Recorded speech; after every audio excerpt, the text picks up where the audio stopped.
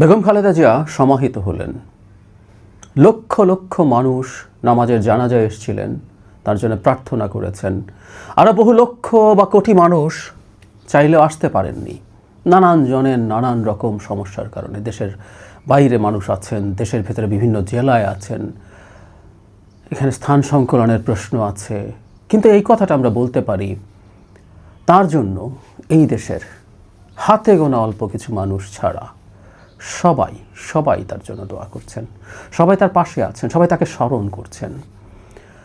আমি গতকাল তার প্রয়াণের পর, তার মৃত্যুর পর যে ভিডিওটা বলেছিলাম যে তাকে আমরা আসলে বিদায় দেই না, আমরা তাকে আসলে বিদায় দিতে চাই না। তিনি শারীরিকভাবে আমাদের মধ্যে নেই, তিনি থেকে যাবেন।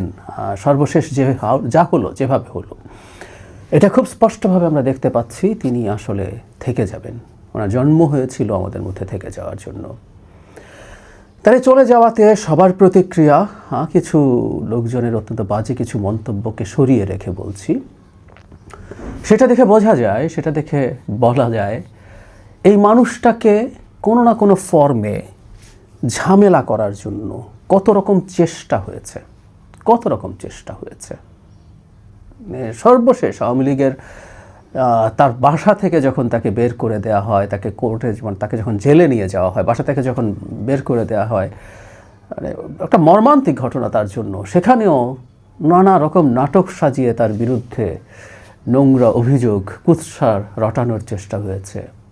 পরবর্তীতে তার লিভার সিরোসিস নিয়ে শেখ হাসিনার মন্তব্য, তার কোর্টে যে গেছে, তিনি আদালতে যে গেছেন এবং শেষে জেলে যে গেলেন, যে মামলায়, জিয়া অরফানেজ ট্রাস্ট মামলা, তারপর চ্যারিটেবল ট্রাস্ট মামলা, মানে এতিমের টাকা খেয়েছেন। মানে উনি কত খারাপ, উনি টাকা চুরি করেন এবং সেটা এতিমের টাকা। তখনও আমরা কেউ কোনোভাবেই এগুলো বিশ্বাস করি না। আমি অনেক সাধারণ মানুষের সাথে মামলার সময় কথা হয়েছে, রিক্সা চালক, সিএনজি চালক, যখন তাকে জেলে নিয়ে যাওয়া হয়, নিজ থেকে অনেকে কথা বলেছেন যে এটা কোনোভাবেই তারা বিশ্বাস করেন না। আওয়ামী লীগের লোকজনকে বিশ্বাস করেন না। এটা একদম পলিটিক্যাল একটা স্ট্যান্স ছিল, মানে তাকে স্টিগমাটাইজ করার চেষ্টা করা হয়েছিল। তো কত রকম অভিযোগ দিয়ে, কত কিছু বলে, কত নোংরা কথা শেখ হাসিনা বলেছে। আওয়ামী লীগের প্রোপাগ্যান্ডা মেশিন বলেছে, শুধু শেখ হাসিনা না, তাদের তো একটা ইকোসিস্টেম ছিল, কোনো না কোনো ফর্মে তারা বলার চেষ্টা করছেন। কিন্তু কোনো কিছুই এই নারীর সম্মানহানি করতে পারে না। এরকম আটার মিথ্যা কখনোই কাজ করে না। মজার ব্যাপার, শেখ হাসিনা আজকে কোথায়, কি পরিমাণ ঘৃণিত, ধিকৃত। আর খালেদা জিয়া সবার সম্মান নিয়ে, সবার তাকে মাথায় রেখে তাকে এই দুনিয়ার জীবন থেকে বিদায় দিয়ে এসছেন। উনি ডিজার্ভ করেন, ওয়েল ডিজার্ভড। এরকম মানুষের, সবাই যে এরকম জাতির জন্য আত্মত্যাগ করলেও এরকম বিদায় পায় সবসময় না, কিন্তু তিনি পেলেন।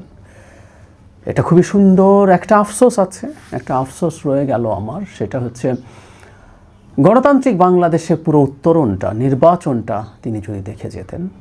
এবং আমি আবারও বলেছি, আগেও বলেছি, তাকে আমাদের আরও দরকার ছিল আমাদের স্বার্থে। তিনি একজন জাতীয় অভিভাবকে পরিণত হয়েছিলেন। তিনি আবারও নির্বাচন করতে যাচ্ছিলেন। এর আগে তিনি 23টা আসনে বিভিন্ন নির্বাচন করেছেন এবং কখনো হারেননি। শেখ হাসিনা একাধিক আসনে নির্বাচন করতে গিয়ে হেরেছেন। তিনি এবারও 3টা আসনে নির্বাচন করার কথা ছিল, এটা 3টেই সর্বোচ্চ। নিশ্চিতভাবে তিনি জিতে আসতেন, সেটা 26 হতো। তার চাইতে জরুরি কথা যে বলছি, যে বাংলাদেশ গণতান্ত্রিক বাংলাদেশে প্রবেশ করেছে, যে লড়াইটা তিনি জীবনের শেষ দিন পর্যন্ত করে গেছেন, নিজের স্বাস্থ্যের ঝুঁকি নিয়ে, নিজের জীবনের ঝুঁকি নিয়ে করে গেছেন, সেই লড়াইটার ফলটা তিনি দেখে গেলে সবচেয়ে সুন্দর হতো, খুব সুন্দর হতো।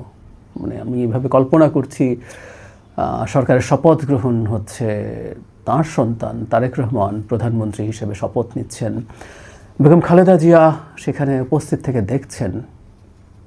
এই দৃশ্যটা তার জন্য কতটা প্লিজিং হতে পারত, শুধু ব্যক্তিগত না, জাতির জন্য। ব্যক্তিগত একটা আনন্দ তো থাকবেই। তার সন্তান, তিনিও লড়াই করেছেন দীর্ঘ সময় প্রবাসে থেকে, তিনি টর্চার্ড হয়েছেন চক্রান্তের অংশ হয়ে, তাকেও শেখ হাসিনা চক্রান্ত করে দেশে আসতে দেয়নি। ফলে এই অর্জনটা, সেই মানুষটা দেশের প্রধানমন্ত্রী হচ্ছেন, ব্যক্তিগত আনন্দ থাকবে তার সন্তান, কিন্তু জাতির জন্য যেটা সবচেয়ে বড় ব্যাপার হতো, আমাদের গণতান্ত্রিক ট্রান্সফরমেশন হয়েছে, আমরা আবার গণতন্ত্রে ফিরে গেছি। হলো না। আমার দিক থেকে এই কষ্টবোধটা রয়ে গেল।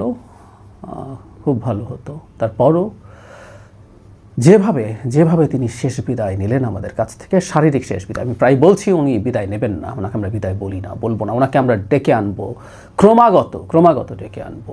উনি কেন এত গুরুত্বপূর্ণ, ওনাকে কেন আমরা মনে রাখবো, কেন ওনার কাছ থেকে নানান কিছু ধার করে আমরা আমাদের দেশের ভবিষ্যতে চলবো।